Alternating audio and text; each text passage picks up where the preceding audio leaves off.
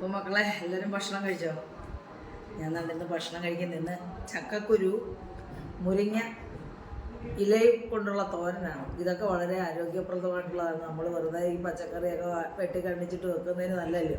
പക്ഷെ വെട്ടിക്കണ്ടിച്ച പച്ചക്കറി ഉണ്ട് ഇടാണ്ട് സാമ്പാർ, രാവിലത്തെ സാമ്പാറാണ് കേട്ടോ. അതുകൊണ്ട് ഞാൻ മീൻ കറി വെച്ചില്ല, വറ്റയായിരുന്നു കേട്ടോ. അത് ഞാനങ്ങ് വറുത്തു. വറ്റക്കറിയും പിന്നെ 10 കറി ഉണ്ടെങ്കിൽ ഈ ഒരൊറ്റ കറി മതി നമുക്ക് ചോറ് കഴിക്കാൻ. കണ്ടില്ലേ എന്താണെന്നറിയാമോ? ഇഞ്ചിക്കറി കണ്ടില്ലേ? ഇത് മാത്രം മതി ചോറ് കഴിക്കാൻ.